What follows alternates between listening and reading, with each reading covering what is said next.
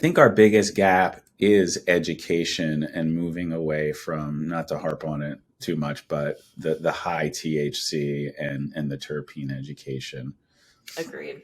Agreed. Yeah, I was in a Lyft the other day, and of course, when you're like in a Lyft or an Uber, they usually ask, "What do you do? Right. What's your business?" and whatnot. And of course, told him I'm in cannabis compliance, and he asked a question. He goes, "So, what's the difference between like cannabis and hash? Like, what are those two different things?" And of course, I just like popped off and started talking about like solvent extraction, ice and water extraction, rosin extraction, and Right. just like all these different things. But I had to like break it down and be like, okay, when you consume cannabis, you're consuming the plant material, and those little crystals on there, those are called trichomes. And so hash is just actually the extracted trichomes. And how you extract that hash is different methods between ice and water, Right. rosin, and solvents, and all of these things. Then I start talking about the effects. I'm like, for me personally, I don't smoke shatter or wax. I don't smoke things that have solvents in them because they're more of like an anxiety type of feeling for me, even if, pardon my terminology, even if the hash is indica, I still get like this anxiousness from it just because of how the hash was extracted. And so it turned into like a 30-40 minute conversation. And he was just like, wow, like you broke all of that down so nicely from like a beginner to advance and talked all through it. And I was like, well, yeah, this is what I had to do during my operation days. Like when I was overseeing operations and the company purchaser, I had to break all of this down for the bud tenders and provide that education and Right. explain like, okay, you have ice and water with full melt, but those are the little trichome heads that have cell walls around them, which are going to be a different potency than rosin because you're removing the cell walls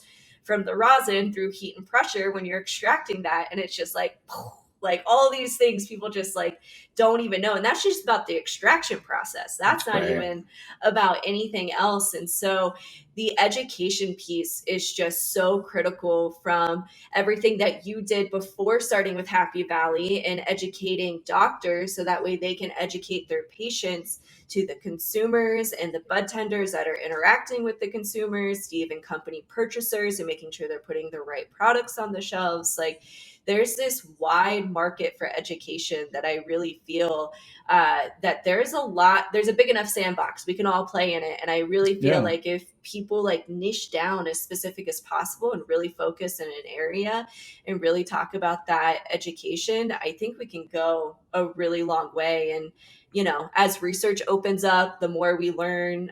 In previous episodes, I've geeked out about THCV and that new cannabinoid, and I'm so interested in THCV specifically because of the effects on the body is so different compared to other cannabinoids where we're like, this is for sleep, this is for inflammation, this like all of these pain management, all of these other things, while THCV focuses on like blood sugar levels and Hmm. suppressing your appetite and things along that nature, that we just have so much to learn. And I'm really excited for the future, and especially for more research to just dive into that even more. Yeah, and along the education tip, there's also product category education, like you mentioned, Solventless, Yeah. which is a great example, and how clean that is because you're not using any solvents.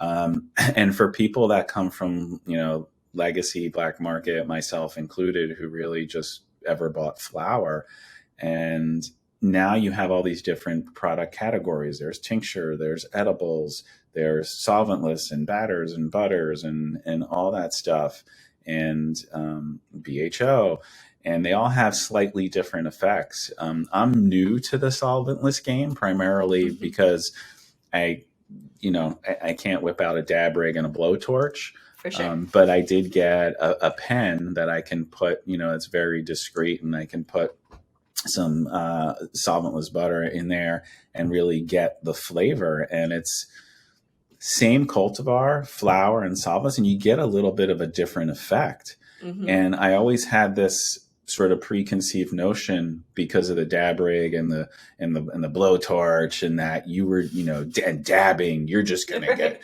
it's the pinnacle of highness, and you're just gonna get so high.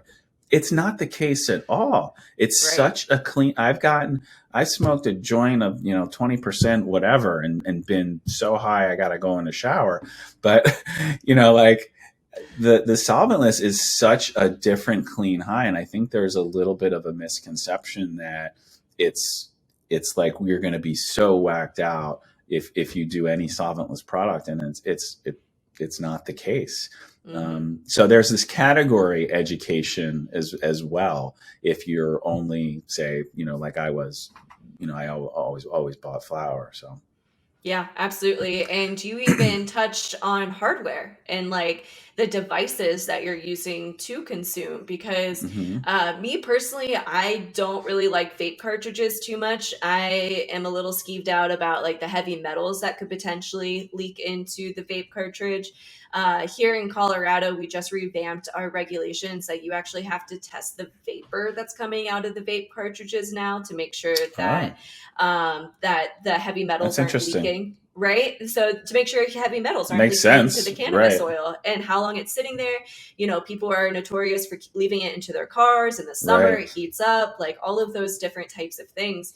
And so for me personally, when I consume, I really love the hash pins that have like a ceramic bowl in them. And that's their heating element rather than something with metal or like fiberglass or something like that. Because if you inhale that, that could get into your lungs. So just to like re-harp on like education, like there are so many different sectors that we really have to unpack further, dive really deep into, and provide really great education for our consumers.